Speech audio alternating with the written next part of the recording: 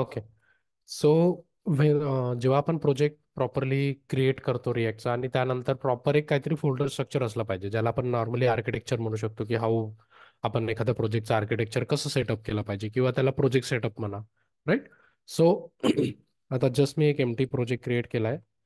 So command simply like N P X create react app react project setup या नावाचा project setup केला आहे. आता त्या फोल्डरला पर्टिक्युलरली ओपन करून घेऊया. न्यू विंडो,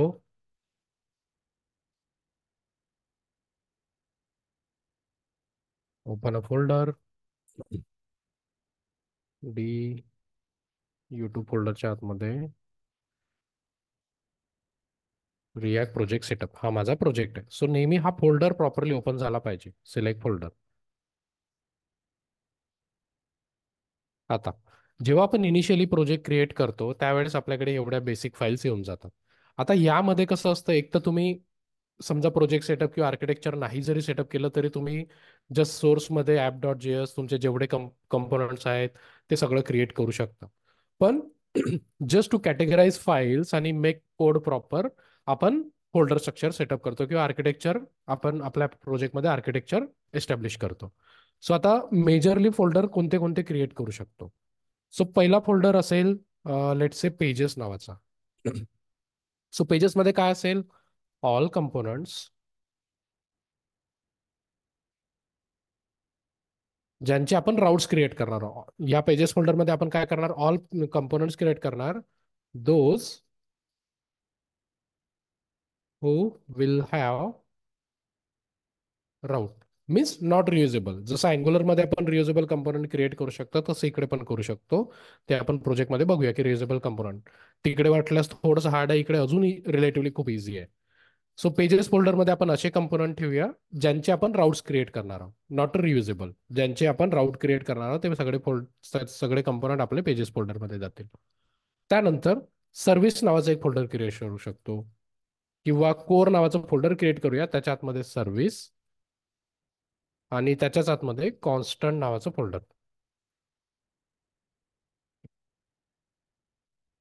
आता कोर नावाच्या फोल्डरमध्ये सर्व्हिसमध्ये काय क्रिएट करू शकतो, जसं अँग्युलरमध्ये सर्व्हिसेस होत्या ना, म्हणजे सर्व्हिस काय करायचो आपण, आपले एपीआय कॉल फंक्शन्स, असे काही फंक्शन्स जे आपण वेगवेगळ्या कंपोनंटमध्ये यूज करायचो, ते रियुजेबल गोष्टी आपण आपल्या सर्व्हिसमध्ये ठेवायचो. सो इकडे पण आपण एक क्लास क्रिएट करतो पण म्हणताना त्याला आपण सर्व्हिस म्हणतो. तिकडे प्रॉपरली ती सर्व्हिस होती ऍट द रेट इंजेक्टेबल वगैरे करून, पण इकडे nothing but JS file create करतो, तिथे फंक्शन्स लिहितो आणि त्या फंक्शनला एक्सपोर्ट करतो. सो इथे आपण we can create API call functions and reusable code here. त्यानंतर कॉन्स्टंट फाईल. आता अँग्युलर ज्यांनी केला आहे त्यांना माहिती आहे की कॉन्स्टंट फाईलमध्ये आपण असा डेटा स्टोअर करून ठेवतो जो खूप कुठे कुठे लागणार आहे, जसं APS end point, validation messages, regular expressions, असा डेटा जो आपल्याला खूप साऱ्या कंपोनंटमध्ये लागणार आहे. मग प्रत्येक जागी परत परत न लिहिण्यापेक्षा आपण तो एका जागी ठेवतो, म्हणजे कॉन्स्टंटमध्ये ठेवतो आणि त्या कॉन्स्टंटमधून आपण सगळीकडे यूज करतो. We create constant here. ठीक आहे. पेजेस फोल्डर, कोर फोल्डर आणि त्यानंतर रियुजेबल नावाचा फोल्डर क्रिएट करूया एक. रियुजेबलच्या फोल्डरमध्ये components which are reusable. Okay. किंवा आपण कस्टम हुक्स पण क्रिएट करू शकतो. सो आपण बघितलं नाही ते कस्टम हुक्स, जसं अँग्युलरमध्ये custom directive, custom pipe create करू शकतो, तसंच इकडे जसं यूज स्टेट, यूज इफेक्ट हा हुक आहे, तसंच तुम्ही स्वतःचे हुक्स पण क्रिएट करू शकता. We will create custom hooks here. So basically चार आपण असे फोल्डर क्रिएट करू शकतो आणि चारही फोल्डरमध्ये आपण आपापल्या ज्या ज्या गोष्टी डिस्कस केल्या त्या करू शकतो. आता बेसिक एक आज या व्हिडिओमध्ये बिलकुल की पेजेस आपण एक दोन कंपोनंट क्रिएट केले, सर्व्हिस क्रिएट केला, कॉन्स्टंट, हे सगळं एक रिलेशन किंवा एक पूर्ण सायकल कंप्लीट करून बघूया. सो एस आर सीच्या आतमध्ये मला एक फोल्डर क्रिएट करायचं आहे पेजेस. त्यानंतर एस आर सीच्याच आतमध्ये पॅरेंट लेवलवर मला कोर नावाचा फोल्डर क्रिएट करायचा आहे. कोर नावाच्या फोल्डरच्या आतमध्ये मला दोन फोल्डर क्रिएट करायचे आहे, सर्व्हिसेस आणि कॉन्स्टंट. ठीक आहे. कोर नावाचा फोल्डर, कोर नावाच्या फोल्डरमध्ये कॉन्स्टंट आणि सर्व्हिसेस, पेजेस झालं. त्यानंतर रियुजेबल. सो एस आर सीच्या आतमध्ये रियुजेबल नावाचं, याच्यात आपण परत कंपोनंटच ठेवू, पण ते असे कंपोनंट असते जे रियुजेबल आहे माझे. त्यानंतर कस्टम हुक्स. ठीक आहे. सध्या मी काय केलं, 4 फोल्डर्स माझे क्रिएट केले. आता एक दोन कंपोनंट क्रिएट करून घेऊया. सो लेट्स से मी पहिले युजर डॉट जीएस नावाचा कंपोनंट क्रिएट केला. आता युजर डॉट जीएस नावाच्या कंपोनंटमध्ये मला एक फंक्शनल कंपोनंट क्रिएट करायचा आहे. So R S C enter. हा माझा कंपोनंट झाला. त्यानंतर आता लेट से जेसॉन प्लेस होल्डरची समजा आपल्याला एपीआय इंटिग्रेट करायची. सो जेसॉन प्लेस होल्डर ही माझी एपीआय. ओके. आता जेसॉन प्लेस होल्डरच्या सगळ्या जर एपीआय बघितल्या ना, सो हे इतकं कॉन्स्टंट असतं. त्याच्यानंतर युजरच्या जागी कमेंट्स टाकू शकतो, राईट. अजून इमेजेस जे काही आहे. सो ही जी गोष्ट आहे ही आपली कॉन्स्टंट आहे. सो जसं अँग्युलरमध्ये एन्व्हायरमेंट फोल्डर होतं ना, तसं इकडे सुद्धा आहे. फक्त ते कुठे होतं, रूट फोल्डरवर क्रिएट करावं लागतं. सो आता S R C root folder म्हणजे हा, जिथे आपलं एस आर सी फोल्डर आहे, पब्लिक फोल्डर आहे, नोड मॉड्यूल फोल्डर आहे. सो इथे डॉट ई एन व्ही नावाचं फोल्डर क्रिएट करावं लागतं. Dot E N V enter. आता समजा तुम्हाला तुमचा प्रोजेक्ट दुसऱ्या पोर्टवर रन करायचा असेल, ते पण तुम्ही इथेच टाकता. पोर्ट इज इक्वल टू 3005 असं. ओके. Just example. आता इथे आपण काय ठेवणार आहोत, सो जी आपली एपीआय कॉन्स्टंट म्हणजे जी आपली URL होती, की जेव्हाही आपण एपीआय कॉल करतो एका प्रोजेक्टमध्ये, ऑब्व्हियसली आपण एका सर्व्हरच्या एपीआय कॉल करतो. सो जे कॉन्स्टंट असतं सगळ्या एपीआय मध्ये, जे कॉन्स्टंट असतं ते आपण एन्व्हायरमेंट फाईलमध्ये ठेवतो. सो इथे काय कॉन्स्टंट आहे, इतकं. हे कॉन्स्टंट आहे आपलं. सो इथे एन्व्हायरमेंट फाईलमध्ये जेव्हा आपण की तयार करतो, तेव्हा कीला नाव देताना थोडंसं स्पेसिफिक नाव द्यावं लागतं इथे. सो ते नाव आहे रिॲक्ट अंडरस्कोर ॲप अंडरस्कोर. यानंतर तुमच्या जे काही तुमचं नाव द्यायचं आहे ते रिॲक्ट अंडरस्कोर ॲप अंडरस्कोर, एवढं नाव तुमचं कॉन्स्टंट पाहिजे स्टार्टिंगला. आता हे नाव कोणत्या गोष्टीला द्यायचं आहे, अशा असे तुम्ही नथिंग बट इथे काय करतो, आपण व्हेरिएबल क्रिएट करतो आणि त्याच्याच कॉन्स्टंट कॉन्स्टंट सारखंच आहे. फक्त हे काय करणार, आपण प्रोजेक्टच्या आतमध्ये यूज करणार आहोत. सो त्यामुळे रिॲक्ट अंडरस्कोर ॲप ह्या नावानेच आपल्याला सुरुवात करावं लागतं. सो रिॲक्ट अंडरस्कोर ॲप, त्यानंतर लेटसे माझ्या कीचं नाव आहे API endpoint. Okay. So मी काय दिलं, माझ्या एपीआय की माझ्या कीचं नाव काय आहे, एपीआय एंड पॉइंट, आणि इक्वल टू जे आपलं URL आहे ते. सो URL काय आहे, आता हे without double quote directly pass करायचं. जिथपर्यंत तुमची कॉमन URL असणार आहे ती इथे पास केली. असेच तुम्ही एन नंबर ऑफ तुमचे एन्व्हायरमेंट स्पेसिफिक व्हेरिएबल बनवू शकता. लेट्स से तुम्ही AWS वर काम करताय, अजूरवर काम करताय, त्याच्या रिलेटेड काही URL आहेत त्या सुद्धा इथे स्टोअर करू शकता. ही फर्स्ट स्टेप, आपण एन्व्हायरमेंट फाईल क्रिएट केली. आता आपला एक कंपोनंट पण क्रिएट केला आहे. या कंपोनंटमध्ये आपल्याला लेट्स से पेज लोडवर हा एपीआय कॉल करायचा. ओके. सो आता नॉर्मली आपण काय करतो, इथे एक्झॉइस वगैरे, एक्झॉइस इन्स्टॉल करावं लागेल. एक्झॉइस इन रिॲक्ट JS क्विकली एक इन्स्टॉल करून घेऊया.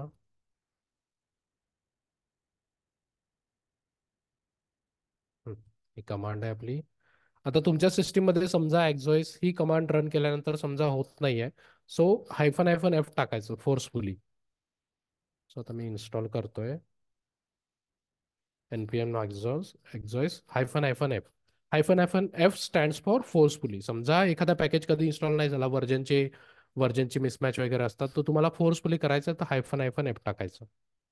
2 वेळा हायफन आणि एफ. तो फोर्सफुली इन्स्टॉल करतो. आता माझ्या याच्यात गरज नाही म्हणून मी डायरेक्ट npm इन्स्टॉल एक्झॉइस करतो. आता सो नॉर्मली एपीआय कॉल आपण जसं बघितलं की कंपोनंटमध्ये आपण एपीआय कॉल करतो, पण तोच एपीआय कॉल लेट्स से आता तुमचे 7 ते 8 कंपोनंट आहे आणि 7 ते 8 कंपोनंटमध्ये एखादी एपीआय, त्या एपीआयचा डेटा तुम्हाला 7 ते 8 कंपोनंटमध्ये लागणार आहे.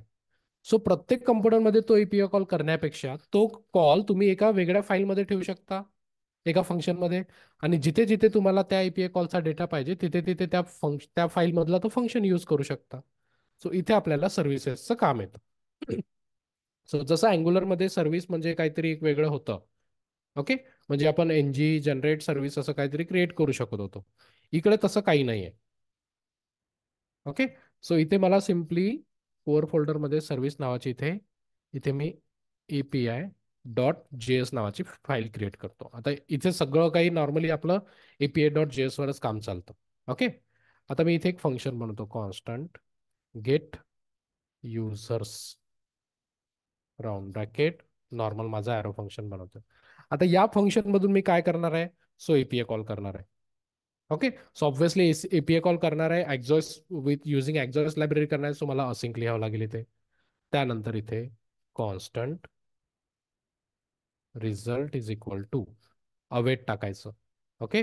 आता मला एक्झॉइस लागणार आहे, सो इथे लिहा एक्झॉइस डायरेक्टली, वरचं इम्पोर्ट ऍड झालं. ओके. कंपोनंट मध्ये पण हेच करायचो. सो जो कोड तुम्ही कंपोनंट मध्ये लिहित होता API कॉल साठी, तो फक्त तुमचा कुठे आला आता API डॉट JS मध्ये, एक्झॉइस डॉट गेट. आता इथे थोडंसं कसं आहे, आपण जे एन्व्हायरमेंट फाईल ठेवली आहे, एन्व्हायरमेंट फाईल जी आपण क्रिएट केली, ती कुठे क्रिएट केली आहे, एन्व्हायरमेंट फोल्डरमध्ये. म्हणजे जी आपलं APIचं नाव होतं ते कुठे ठेवलं, एन्व्हायरमेंट फाईलमध्ये. आता ही जी API ची URL आहे ती आपल्याला इथे ऍक्सेस करायची आहे. सो इथे पहिले एक व्हेरिएबल बनवून घ्यायचा, लोक constant API URL is equal to. आता इथे काय द्यायचं, जो एन्व्हायरमेंट फाईल मधल्या समजा गोष्टी आपल्याला इथे ऍक्सेस करायच्या असेल ना, कारण एन्व्हायरमेंट फाईल कुठे आहे, प्रोजेक्टच्या बाहेर आहे. प्रोजेक्टच्या बाहेरच्या फाईल मधला डेटा आपल्याला आतमध्ये यूज करायचा आहे. सो इथे थोडंसं वेगळं लक्षात ठेवावं लागतं. इथे लिहावं लागतं प्रोसेस डॉट ENV डॉट. आता आपल्या API कॉलचं म्हणजे जे आपण नाव दिलं ते, हे नाव कॉपी करायचं आणि हे इथं इथे द्यायचं. ओके. आपण काय केलं, एन्व्हायरमेंट फाईल क्रिएट केली होती, त्याच्यात एक व्हेरिएबल ठेवलं होतं आणि त्या व्हेरिएबलमध्ये आपण डेटा स्टोअर केला. आता हा व्हेरिएबल म्हणजे नथिंग बट हा डेटा समजा आपल्याला ऍक्सेस करायचा, पण हा डेटा कशात आहे, या व्हेरिएबलमध्ये. सो इथे कॉन्स्टंट एक लोकल व्हेरिएबल क्रिएट केला, API process dot ENV dot त्या कीचं नाव. ओके. त्यानंतर आता इथे काय करायचं आपल्याला, API URL, जी URL आपण त्या एन्व्हायरमेंटमध्ये स्टोअर केली ती आली. पण इथे कुठपर्यंत स्टोअर केला आपण, user.com, सॉरी API code.com/ पर्यंत. पण त्याच्यानंतर आपल्याला काय अपेंड करायचं आहे, युजर. सो प्लस युजर्स लिहिलं मी, पण सॉरी डबल कोट्समध्ये किंवा सिंगल कोट्समध्ये. पण हे काय झालं, हे स्टॅटिक झालं. सो हे सुद्धा नाव कुठून ना कुठून आलं पाहिजे. सो आता प्रोजेक्टच्या आतमध्ये आपण कॉन्स्टंट फाईल क्रिएट करतो. सो आता इथे कॉन्स्टंट, हे जे फोल्डर क्रिएट केलं होतं याच्यात मी कॉन्स्टंट डॉट JS नावाची फाईल क्रिएट करतो. आता अँग्युलरमध्ये आपण कॉन्स्टंट जसं क्रिएट करायचो, एक्सपोर्ट कॉन्स्ट आणि इक्वल टू, आणि ऑब्जेक्टमध्ये आपण एक एक एक एक प्रॉपर्टीज क्रिएट करत जायचो. इथे थोडंसं वेगळं आहे. सेम ऑलमोस्ट तसंच आहे, फक्त हा जावास्क्रिप्टचा कोड आहे. सो एक्सपोर्ट काय आहे, कॉन्स्टंट व्हेरिएबल आहे, सो कॉन्स्ट नंतर तुमच्या कीचं नाव, लेट्स से गेट ऑल, याला कॅपिटलच ठेवायचं, get underscore all underscore users equal to, आणि आपल्या API कॉलचं नाव काय, सिम्पली युजर्स, स्मॉल केसमध्ये. ओके. सो आपण काय केलं, एक कॉन्स्टंट फाईल क्रिएट केली, त्या कॉन्स्टंट मध्ये आपण एक कॉन्स्टंट क्रिएट केला. आता हा जो कॉन्स्टंट क्रिएट केला ना, ओके, याला आपल्याला कुठे ऍक्सेस करायचं आहे, API डॉट JS मध्ये. सो हे जे स्टॅटिक लिहिलं होतं याच्या जागी आता आपल्याला काय करायचं आहे, कॉन्स्टंट पहिले इम्पोर्ट करून घेऊया. आता या हे जे आपण कॉन्स्टंट फाईल क्रिएट केली ना, याला इम्पोर्ट करावं लागतं. सो इम्पोर्ट स्टार, म्हणजे everything whatever we have in that file as, आपल्याला एक लोकल व्हेरिएबल द्यायचा आहे. सो कॉन्स्टंट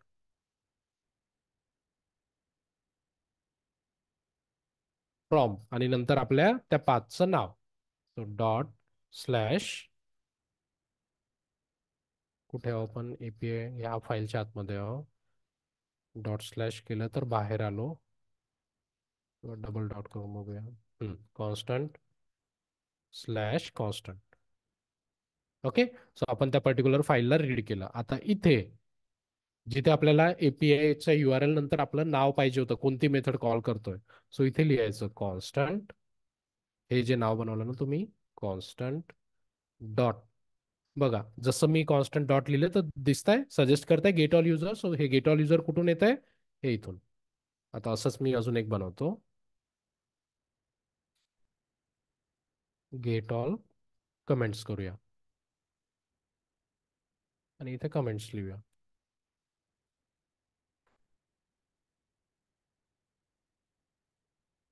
आता समजा तुम्ही एपीआय डॉट जेएस मध्ये कॉन्स्टंट डॉट जर केलं तर आता तुम्हाला दोन प्रॉपर्टीज दिसतील, गेट ऑल कमेंट आणि गेट ऑल युजर. पण सध्या आपल्याला या फंक्शनमध्ये काय करायचं आहे? Get all user. सो असा तुमचा कोड असला पाहिजे एपीआय डॉट जेएस मध्ये. हे तुमचं फंक्शन झालं. आता हे काय आहे? साधी जेएस आहे. सो आता जेएसचा सिंपल फंडा लक्षात घ्या. एखाद्या जेएस मध्ये समजा तुम्ही एखादा फंक्शन बनवत आहे आणि या फंक्शनला दुसऱ्या कोणत्याही फाईलमध्ये यूज करायचं, सो डायरेक्टली नाही यूज करू शकत. याला तुम्हाला एक्सपोर्ट करावं लागतं. ओके. कोणत्याही फाईलमध्ये समजा तुम्हाला एका जेएस मध्ये तुम्ही एखादा फंक्शन बनवला, तो फंक्शन तुम्हाला दुसऱ्या जेएस मध्ये यूज करायचा आहे. सो तुम्हाला त्या फाईलमधून पहिले तो एक्सपोर्ट करावा लागतो. So export curly bracket. आपल्याला हा एकच फंक्शन सध्या एक्सपोर्ट करायचा आहे. दुसरे फंक्शन असते तर अजून तो पण एक्सपोर्ट करू शकतो, कॉमा सेपरेटेड. बनवून घेऊया अजून. Constant get all comments is equal to async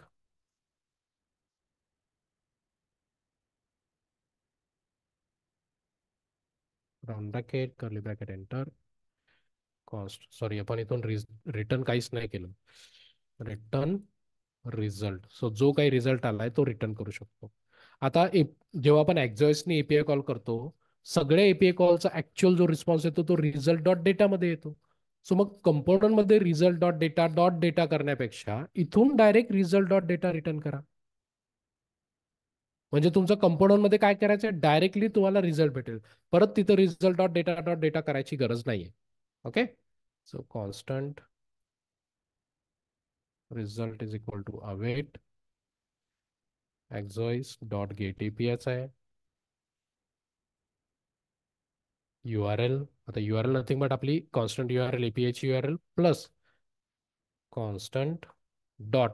आता इथे मी काय यूज करणार? Get all comment. आणि रिटर्न करूया जो रिस्पॉन्स आला एपीआय कडनं त्याला रिटर्न करूया, रिझल्ट डॉट डेटा. ओके. हा दुसरा फंक्शन इथे कॉमा सेपरेटेड पाठवून द्यायचा.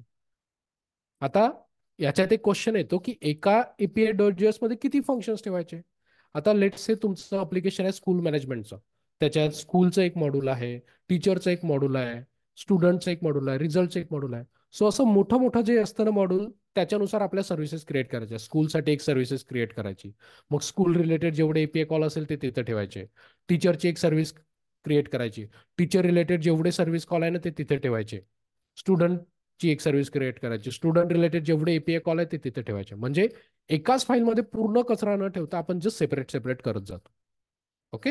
सो ऍक्च्युअल प्रोजेक्टमध्ये मॉड्यूलनुसार आपण वेगवेगळ्या सर्व्हिस फाईल क्रिएट करत जातो. म्हणजे ज्या ज्या मॉड्यूल म्हणजे सर्व्हिसच्या नावानं पण समजलं पाहिजे की हा या सर्व्हिसमध्ये ह्याच एपीआय कॉलचे फंक्शन असतील. ओके. सो जितके फंक्शन्स क्रिएट करायचे तितके करा आणि त्या फंक्शन्सला एक्सपोर्ट करा. असं हे आपली एपीआय डॉट जेएस असली पाहिजे. त्यानंतर युजर डॉट जेएस मध्ये आता एक स्टेट बनवून घेऊया, constant user list set method use state initialize करूया एमटीनी. पेज लोडवर मला हा एपीआय कॉल करायचा आहे. सो ऑब्व्हियसली मला यूज इफेक्ट लागणार.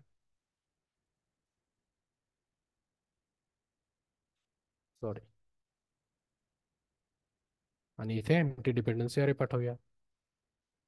राईट. आता पेज लोडवर मला एपीआय कॉल करायचं. सो आता एपीआय कॉल साठी फंक्शन लिहूया, कॉन्स्टंट गेट युजर्स नावाचं फंक्शन. ओके. आता या फंक्शन मध्ये मला काय करायचं आहे? जे सर्व्हिसमध्ये आधी काय करायचो आपण, इथेच आपला एपीआय कॉल लिहायचो. जो काही एपीआय कॉल आहे म्हणजे एक्झॉइस आणि हे सगळं आपण तिथल्या तिथे लिहायचो. आता आपल्याला काय करायचं आहे? सर्व्हिसमध्ये आपण ऑलरेडी फंक्शन बनवून ठेवलं आहे. राईट. या एपीआय डॉट जेएस मध्ये आपण एपीआय कॉल ऑलरेडी बनवून ठेवलाय. सो आता या फंक्शन मधला मला हा फंक्शन या जेएस मधला हा फंक्शन मला यूज करायचा आहे. सो त्यासाठी ऑब्व्हियसली ही फाईल मध्ये मला आधी इम्पोर्ट करावं लागेल. सो इम्पोर्ट त्यानंतर round bracket sorry curly bracket, आणि इथे इम्पोर्ट काय करायचं आहे मला, हा फंक्शन इम्पोर्ट करायचा आहे. सो मी सध्या इथे लिहितो हा फ्रॉम डॉट डॉट स्लॅश, कुठे आहे माझ्या कोअरमध्ये, slash service slash API, right. आता या फंक्शनमध्ये मी काय करणार, गेट युजर्स डॉट, आता बघा हा या फंक्शनला जर मी हॉवर केलं, या फंक्शनला जर हॉवर केलं तर हा फंक्शन काय रिटर्न करतोय, प्रॉमिस. आता असा फंक्शन जो प्रॉमिस रिटर्न करतोय त्याला आपण काय करू शकतो, डॉट देननी कॅच करू शकतो व्हॅल्यू, जो काही तो फंक्शन व्हॅल्यू रिटर्न करणार आहे त्या व्हॅल्यूला आपण डॉट देननी कॅच करू शकतो. सो डॉट देन लिहा, function dot then result arrow function like this. Okay. आता इथे जसं आपण हा फंक्शन कॉल केला आणि हा फंक्शन कॉल केला, मग तो इथे जाणार, इथून एपीआय कॉल करणार, एपीआय कॉल करणं जो रिस्पॉन्स आला तो रिटर्न करणार. जसं रिटर्न केला हा डॉट देन मधला आतमधला कोड एक्झिक्यूट होतो, आणि जो डेटा आला तो आपल्याला स्टेटमध्ये स्टोअर करायचा. आता इथून बघा प्रॉपरली, इथून आपण काय करतोय, एपीआय कॉलचा डेटा आला पण डेटा मधलं काय केलं, रिझल्ट डॉट डेटा रिटर्न केलं. आता आपल्याला काय घ्यायचं, डायरेक्ट रिझल्ट घ्यायचा. आता रिझल्ट डॉट डेटा करायची गरज नाहीये, कारण तिकडून डायरेक्ट आपण फिल्टर करूनच पाठवलाय. सो हे करायचं, आणि हा फंक्शन या यूज इफेक्ट मध्ये कॉल करूया, म्हणजे ऑन पेज लोडर हा फंक्शन कॉल होईल, आणि जो डेटा आला तो आता टेबलमध्ये दाखवून बघूया. दुसऱ्या कोड मधला आपण घेऊन घेऊया, फक्त टेबल कॉपी पेस्ट करून घेतो.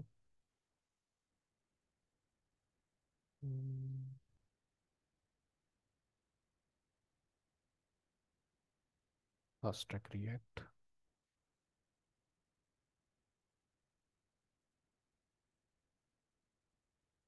ठीक आहे, आता आपला टेबल कॉपी करूया, आणि तिथे फक्त आता डायनॅमिक डेटा बाइंड करायचा, that's it. So user dot JS मध्ये HTML मध्ये जो जो डेटा येतो युजरच्या एपीआय कडनं, युजर नेम, नेम दाखवूया, युजर नेम दाखवूया, नेम, युजर नेम, त्यानंतर ईमेल ॲड्रेस आहे, फोन आहे, अजून लेट्स से वेबसाईट दाखवून देऊया. ठीक आहे. आता इथे आपल्याला फॉर लूप कशावर फिरवायचा आहे, युजर लिस्टवर. So user list dot map, आता ज्या ज्या प्रॉपर्टी होत्या, नेम, युजर नेम, त्यानंतर ईमेल, फोन आणि वेबसाईट, हा टी रिमूव्ह करून टाकतो. ओके. आता आपण काय केलं, कंपोनंट क्रिएट केला, पण ऍप डॉट जेएस मध्ये राउटिंग वगैरे नाही क्रिएट केली आहे सध्या, कारण ह्या व्हिडिओचा पर्पज फक्त एपीआय कॉल आणि एन्व्हायरमेंट सेटअप दाखवायचं होतं मला. सो सध्या ऍप डॉट जेएस मध्ये मी माझा directly component as using it selector load करतोय. काय युजर ना सजेस्ट नाही करताय,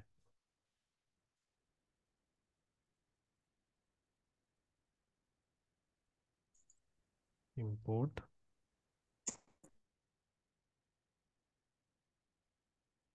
एकदा बंद करून परत चालू करू द्या. सर युजरचे स्पेलिंग स्मॉल टाकले ना त्यामुळे sir. नाही, पहिल्यांदा सजेस्ट नाही करणार तो, बघूया सजेस्ट करतो का आता. एकदा प्रोजेक्ट बंद करून चालू केलं की मग सजेस्ट करणं चालू करतो. एनीवन रिमेंबर की कसं लिहितात, इम्पोर्ट कर्ली ब्रॅकेटमध्ये लिहावं लागतं.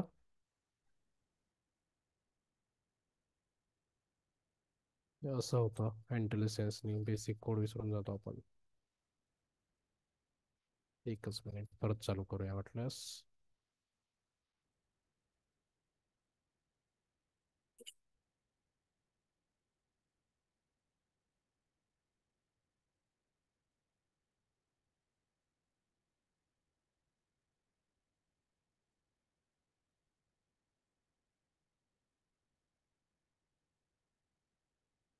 जस्ट आताही नाही करताय, आणि प्लीज कोणी बघू शकता पटकन. इम्पोर्ट कसं सिम्पलच लिहितात आहे तर सर, कंपोनंट कर्ली मध्ये नाही. इम्पोर्ट डायरेक्टली हा डायरेक्ट आहे सर.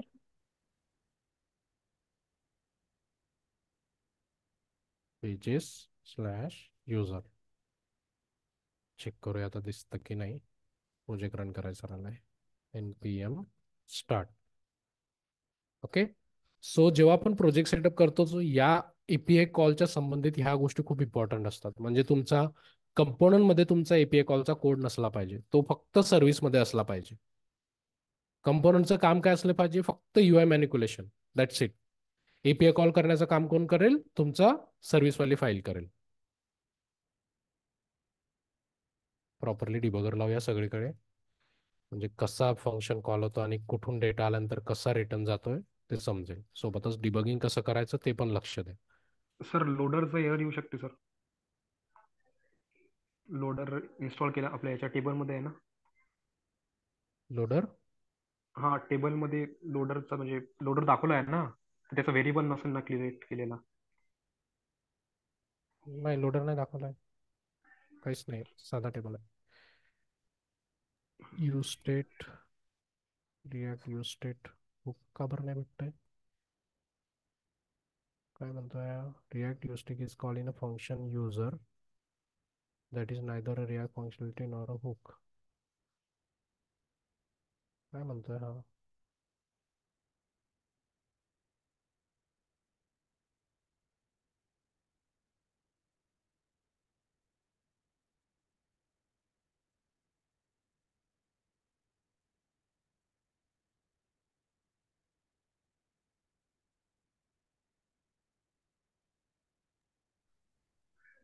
सर फाईल स्मॉल मध्ये आहे ना आपली, स्मॉल यू आहे ना. स्मॉल मध्ये युजर. स्मॉल मध्ये यूज असल्यावर युजर. होत नाही. ओके, वेट, याला कॅपिटल हा करू द्या. Right right. इकडे पण कॅपिटल करावं लागेल आता. इकडे पण.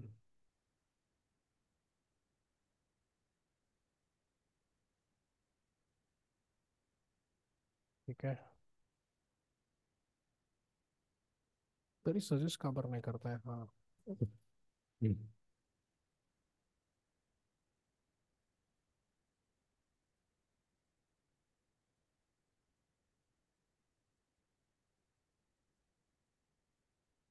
काहीतरी बडबड केली आपण. सर जर ते एकदा पुन्हा स्टार्ट इम्पोर्ट करतो केले ना, प्रोजेक्ट. इम्पोर्ट युजर केले ना, तिथं पेज युजरचं स्मॉल आलंय परत.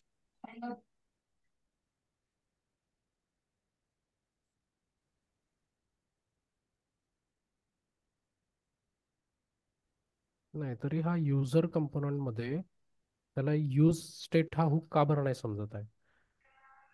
React hook use state is called in a function user that is neither React function component or the React component name must start with uppercase letter. Okay, wait. आता परत एकदा compile करावं लागेल. आपण change तर केलं, पण परत एकदा कंपाईल करून बघूया. मे बी त्यानंतर एरर चालला जाईल. ते कंपोनंटचं नाव स्मॉलनी चालू केलं होतं, त्याच्यामुळे हा एरर आला होता. सो म्हणजे रिॲक्टमध्ये कंपोनंटचे नावं स्टार्ट लिहितो ते पण किती इम्पॉर्टंट आहे. बहुतेक झालं असेल आता. ठीक आहे, आता डिबग करावं लागेल. ओके. आता प्रॉपरली कुठे नाही लावला आपण जो डिबगर, इकडे पण लावून घेऊया. यूज इफेक्ट डिबगर इथे पण लावलं, म्हणजे पेज लोडर हा पहिले कॉल होईल, मग हा फंक्शन आणि रिस्पॉन्स आल्यानंतर आतमधला डॉट देन. ठीक आहे, सगळीकडे मी डिबगर लावलंय. प्रॉपरली फ्लो चेक करा आता कुठे कुठे जातो.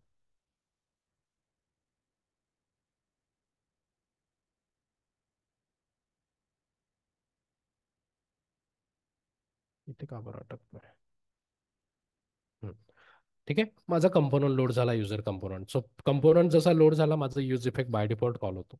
यूज इफेक्टच्या आतमध्ये आला, इथून माझा ह्या फंक्शनला कॉल दिला. सो हा इथून काय जाणार? या आपल्या फंक्शनकडे जाणार. कंटिन्यू आला इथे. इथून काय केलं आपण? आपल्या एपीआय डॉट जेएस मधल्या या फंक्शनला कॉल दिला, हा फंक्शन एक्झिक्यूट केला. कंटिन्यू आता इकडे जाणार. आला इकडे. इथून काय करणार? एपीआय कॉल करणार. जसा एपीआयचा रिस्पॉन्स आला, आता हे दोन दोन वेळा का बरं जातं तर ते इंडेक्स डॉट जेएस मध्ये आपण हे टाकलंय त्यामुळे. सो एपीआयचा रिस्पॉन्स आला रिझल्ट डॉट डेटा. इथून रिटर्न काय करतोय आपण, रिझल्ट डॉट डेटा, म्हणजे डायरेक्ट अरे रिटर्न करतोय कंटिन्यू. बघा इथे रिझल्टमध्ये डेटा आला. आता हे सगळं दोन दोनदा होणार, ते काढून टाकूया वाटल्यास. इंडेक्स डॉट जेएस स्ट्रिक्ट मोड काढून टाकूया. परत एकदा डिबग करून चेक करूया. ओके, यूज इफेक्ट मध्ये आला. यूज इफेक्ट मध्ये आपण युजर गेट युजर नावाच्या फंक्शनला कॉल दिलं कंपोनंट मधल्याच. कंटिन्यू केलं, इथं गेलं. इथून आता काय केलं त्यांनी, एपीआय डॉट जेएस मधल्या माझ्या फंक्शनला कॉल दिला. इकडे आला, इथून माझा एपीआय कॉल होणार कंटिन्यू. जसा डेटा आला इथे थांबला तो. रिझल्ट डॉट डेटामध्ये डेटा आला. सो या फंक्शन मधून डेटा रिटर्न करताना आपण काय रिटर्न करतोय, रिझल्ट डॉट डेटा, म्हणजे डायरेक्टली अरेच रिटर्न करतोय. सो लेट से तुम्ही समजा माझ्या एपीआय यूज करतात. So result dot data get एपीआयच्या केसमध्ये रिझल्ट डॉट डेटा इथेच लिहा. म्हणजे तिकडे कंपोनंट मध्ये काय करायचंय, डायरेक्टली रिझल्टच असाइन करा असं. मग परत तुम्हाला तिकडे रिझल्ट डॉट डेटा करायची गरज नाही. आणि जो डेटा आला तो आपण एपीआयला सेव्ह करायला पाठवला. That's it. सो आता तुमचा काय झाला, कंपोनंटचा कोड, सॉरी एपीआयचा कोड एका जागी आला एपीआय डॉट जेएस मध्ये. आता जसे हे सेव्ह एपीआय कॉल आहे तसेच, जसे हे गेट एपीआय कॉल आहे तसेच सेव्ह. फक्त सेव्ह करताना लेट्स से सेव्ह युजर आहे. आता सेव्ह करताना मला ऑब्जेक्ट लागतो, तर इथे पॅरामीटर ठेवा ओबीजे. आता गेटच्या जागी पोस्ट करूया. आता ह्या ज्या जेसन प्लेस होल्डरच्या एपीआय असतात सगळ्यांचं URL सेम असते, फक्त मेथड कोणती हिट करता त्याच्यानुसार ते वर्क करतात. आणि जो ऑब्जेक्ट आलेला आहे तो इथे पाठवा. आता हा सेम फंक्शन तुम्ही नवीन फंक्शन बनवला, मेक शुअर की तुम्ही एक्सपोर्ट पण करत आहे. हे जर विसरले तुम्ही, एक्सपोर्ट नाही केलं, सो तुम्ही कंपोनंट मध्ये यूज नाही करू शकत तो फंक्शन. आता इकडे सेम फंक्शन मी फॉर्म वगैरे नाही बनवत, पण सध्या लिहून दाखवून देतो. On save user. सो इथे काय करायचं आहे मला, आता वरती इम्पोर्ट पण करावं लागेल, comma save user. So save user. आता हा फंक्शन असा आहे ज्याला पॅरामीटर आहे. बघा इथे हॉवर जरी केलं तरी तो सांगतं की या फंक्शनला काय पाहिजे, पॅरामीटर पाहिजे. लेट्स से तुम्ही इथे एखादी ऑब्जेक्ट बनवला कॉन्स्टंट, मी फक्त एक्झाम्पल सांगतोय. ओके, तुम्ही स्टेट बनवाल, फॉर्म बनवाल. मी सध्या एमटी ऑब्जेक्ट बनवला आणि हा ऑब्जेक्ट इथे पाठवला मी. बाकी ॲज इट इज. ओके, जो कोड तुम्ही कंपोनंट मध्ये लिहित होता तोच फक्त आता तुमचा कुठे जाईल, सर्व्हिस मध्ये. That's it. सो बघा, एन्व्हायरमेंट फाईल क्रिएट केली, त्यानंतर कॉन्स्टंट मध्ये आपले एपीआय कॉलचे कॉन्स्टंट ठेवले आणि एपीआय डॉट जीएस मध्ये आपण असे फंक्शन्स बनवले आणि आपल्या कंपोनंट मध्ये रिस्पेक्टिव्ह आपण ते फंक्शन कॉल केले. That's it. सो हा आपला एक नॉर्मल, हा खूप डिटेलमध्ये पण नाही आहे, म्हणजे जो आता मी तितका एक्सपिरियन्स डेव्हलपर नाही आहे म्हणून मी लिमिटमध्ये सांगतोय. एकदा माझा एक्सपिरियन्स झाला की हा बेसिक नसेल, याच्यापेक्षाही समोर जाऊन मी अजून चांगल्या प्रकारे प्रोजेक्ट सेटअप करू शकतो. जसे माझ्या अँग्युलरचे व्हिडिओज आहेत किंवा अँग्युलरचे तुम्ही माझे बघितले, त्या लेवलवर जाऊन पण मी हा करू शकेल. पण basic at least for a beginner म्हणू द्या किंवा ज्याला 1-2 वर्षाचा एक्सपिरियन्स आहे त्याला इतका तरी प्रोजेक्ट सेटअप आला पाहिजे. हे लिस्ट एक्सपेक्टेड असतं.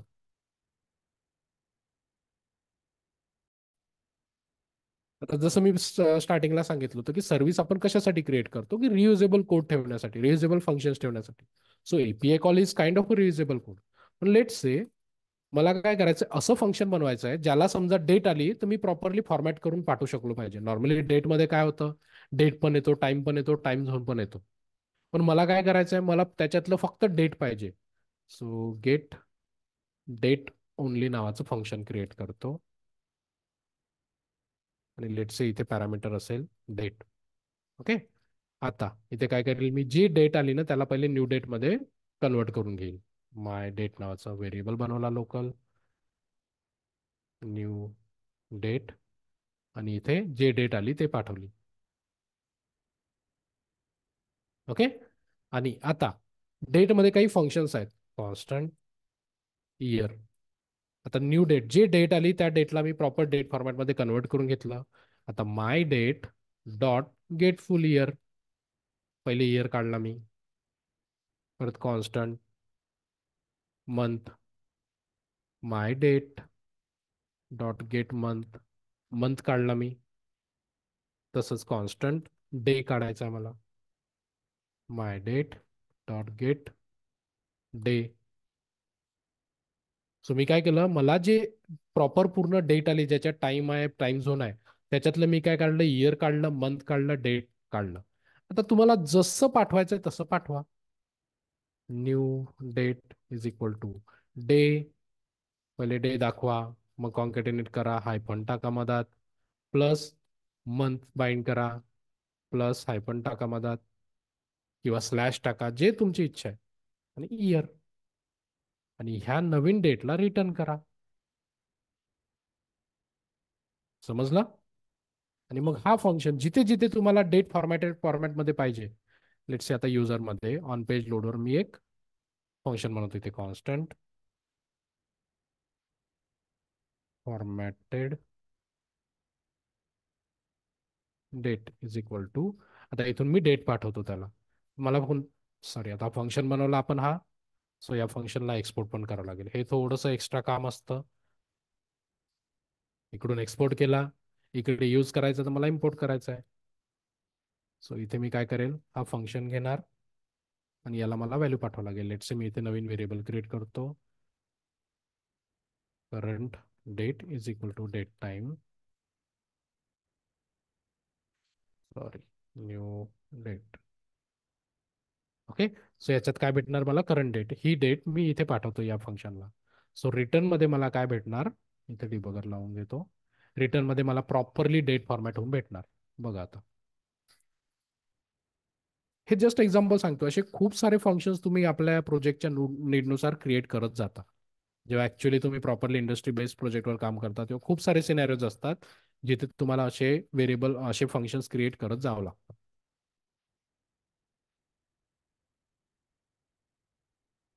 ठीक आहे. हा फंक्शन कॉल झाला, इथे बघा फॉर्मॅटेड डेटमध्ये प्रॉपरली डेट फॉर्मॅट झाली. आधी आहे पण का बरं आलाय, सेव्ह नाही झालाय प्रॉपरली. नाही सर, ते तुम्ही व्हेरिएबल डिक्लेअर केला तेव्हा लिहिलं आलाय तो. नाही, इथे अशी का बरं डेट आली, 1/1/2024. सर ते पहिला डॅश तिथं टाईप करताना झालंय सर. टाईप करताना झालाय तो व्हेरिएबल मध्ये. Day, month, year.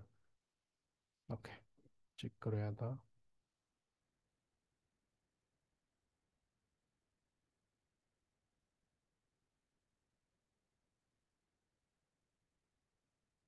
One one 2024 का बरं आला, आजची तर 12/2 आहे. मंथचं माहिती आहे मला की मंथ चुकीचा देतो नेहमी, एकनी वाढवावं लागतो आपल्याला, पण डे का बरं 1 दिला त्यांनी, 12 द्यायला पाहिजे होतं. डिबग करून बघूया. डिबग नव्हतं लावला आपण, API.js.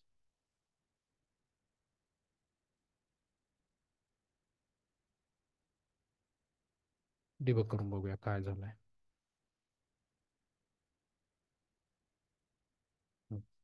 इथे डेट आली पूर्ण, त्या डेटला आपण कन्वर्ट केलं. आता माय डेटमध्ये जर बघितलं, मंडे फेब्रुवारी 12 2024 इथे प्रॉपर आहे.